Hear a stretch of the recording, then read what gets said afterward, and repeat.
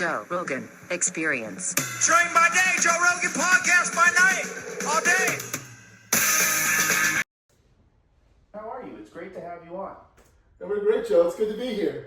Yeah, thanks for having us on. We're very passionate about what we study, and we want to inform people about it. Yeah, of course, boys. So what is it that you guys study?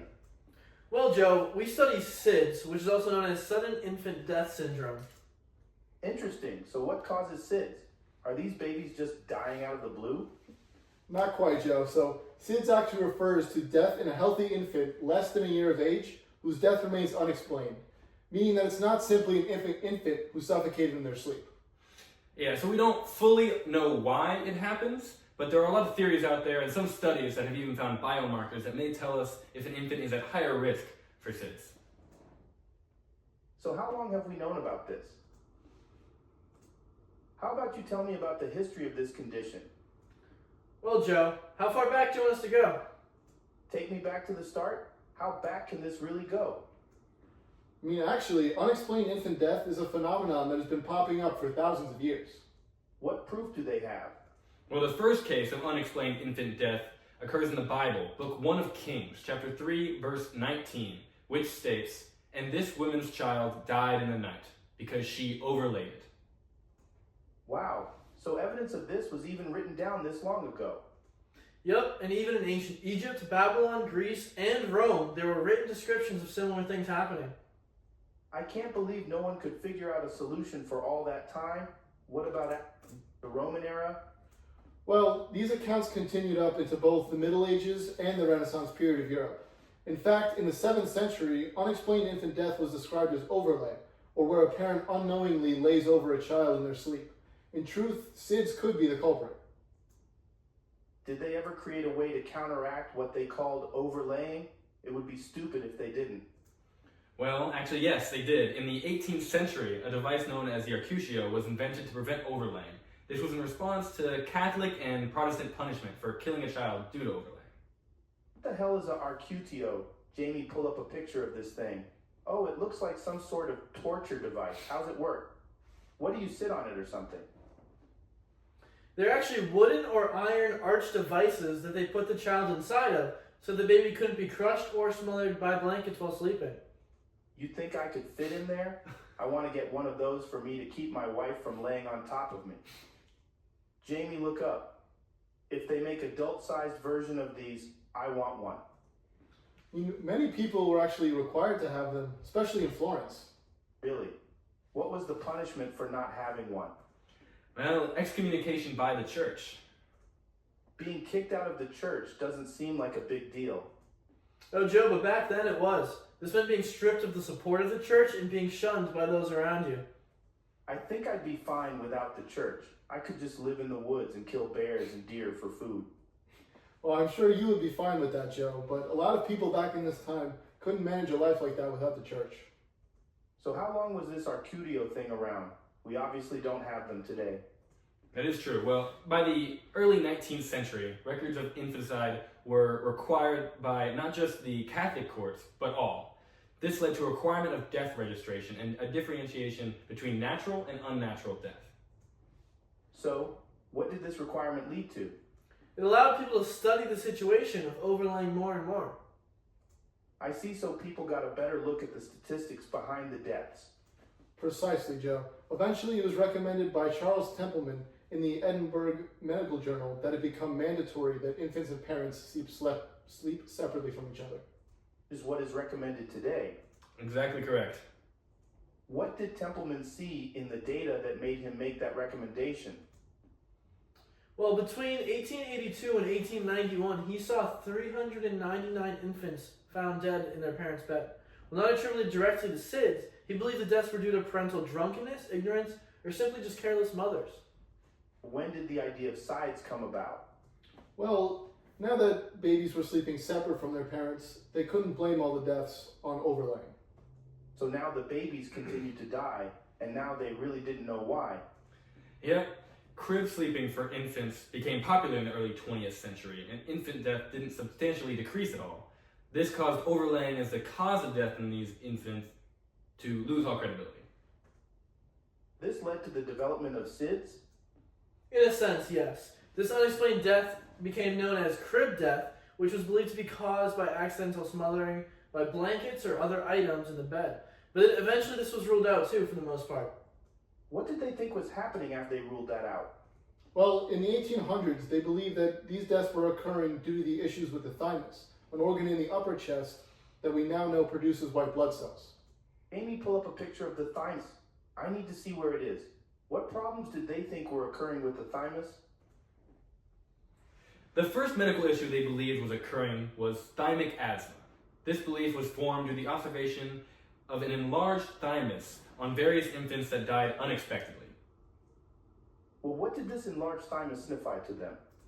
Well, since the thymus is located in the upper chest, they thought that the thymus could be obstructing the airways or the carotid artery, which would stop blood flow and airflow to the brain. This would obviously result in death. Some alternatives to this was their belief that the enlarged thymus could be stimulating different nerves, controlling respiration in a negative manner, or that the thymus was simply taking up too much space in the thoracic cavity, impeding the heart and lungs. Was any of this proven true? It seemed they had a lot of evidence. Well, Joe, while the evidence sounded logical, when other researchers investigated these findings, they found that many of them didn't even have thymus measurements, and if they did, they were similar sizes as other infants who had died of trauma. This whole thing was fake.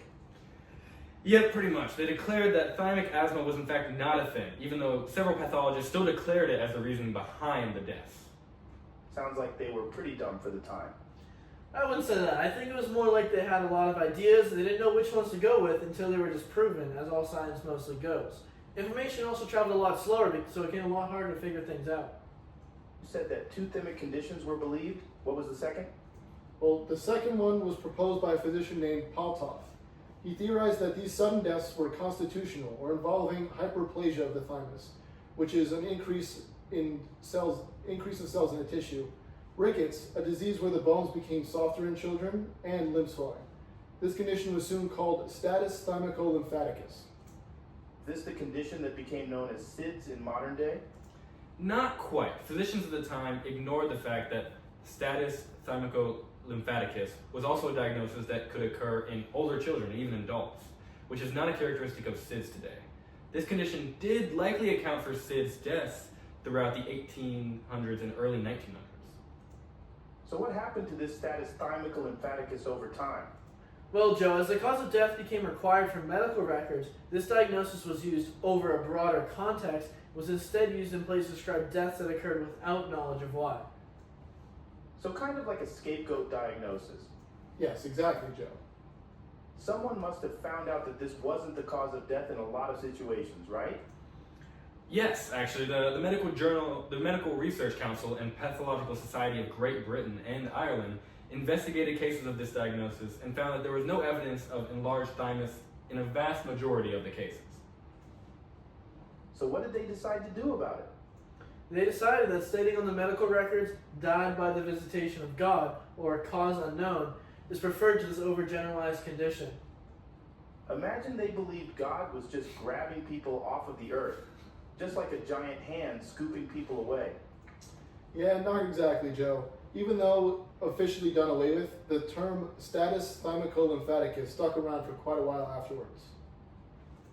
I can't believe they have been completely off the mark about this condition for hundreds of years. Yeah, while a lot of them found that their findings were insignificant, pathologists as early as 1834 found that there were petechial hemorrhages, or small areas of broken blood vessels that appear as spots on the surface of the thymus at autopsies, at sudden infant deaths. Is that something that is correct today? In most cases, yes, Joe. And in fact, the scientists at the time declared these spots were due to suffocation, which is mostly true today. Now that they have decided status thymic-lymphaticus was a bullshit diagnosis, what did they do about it? Well, the rest of the first half of the 20th century was spent disproving this, really. People didn't want to give up the idea of this condition. And there were multiple studies done by Wern, Davidson, and others that looked at the autopsies of sudden infant deaths and associated them with different things. What issues did they find?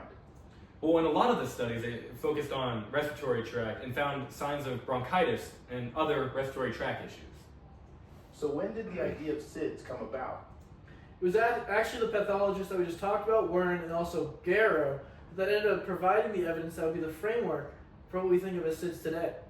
They wrote multiple papers describing these unexplained infant deaths and their anatomical findings within them. Did anyone follow up on their research?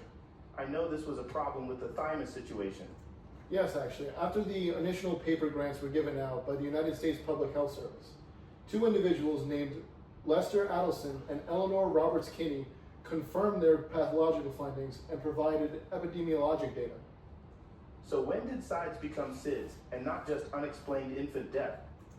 The name itself was actually coined in 1969 during the Second International Conference on the causes of sudden death in infancy. I'm sure you can guess what that conference was about. Who specifically defined this term?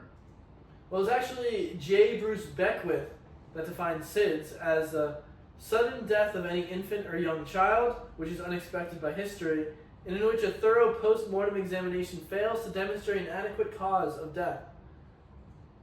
Jamie, pull up a picture of this Beckwith fella.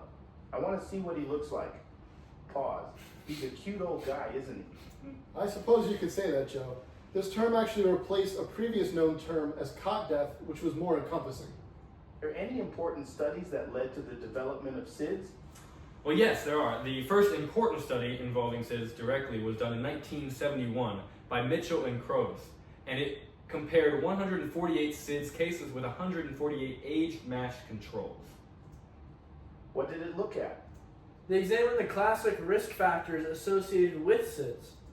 So now that they knew SIDS was a thing, what did they believe to be the cause? Well, some of the early theories involved hypogammaglobulinemia. I'm going to stop you right there. What the hell does that mean? Well, this theory proposed that the peak occurrence of SIDS, which is during 3 to 4 months, was due to a natural wearing away of the mother's gamma globulin antibodies in the infant's body. But was this true? Nope, this was disproven shortly after by a pediatric pathologist named Marie A. Valdez de Pena, who compared gamma globulin in the blood from SIDS victims with age-maxed healthy patients. She continued to be one of the lead researchers on SIDS for multiple years. But when are you going to tell me when we found out some current information about SIDS? Well, right now, actually, Joe. In 1972, Alfred Steinschneider suggested that prolonged sleep apnea might be the cause of SIDS. What is sleep apnea? But sleep apnea is a condition that causes the closing of airways during sleep, leading to lack of oxygen. I can see how that can be a problem. What happened next? Well, the sleep apnea theory was built on by Richard L. Nai, who compared the lungs of SIDS victims and infants raised at high altitudes who had been killed in accidents. Why would he compare that? Well, he theorized that both would show signs of chronic hypoxia, which is a lack of oxygen. This is in fact shown in both cases. This provided a strong basis for the sleep apnea theory, and other researchers continued to do research, and eventually the Back to Sleep campaign was proposed, which we'll talk about later. But for right now, we're going to take a quick break first. When we come back, we'll talk about the science behind SIDS, Joe.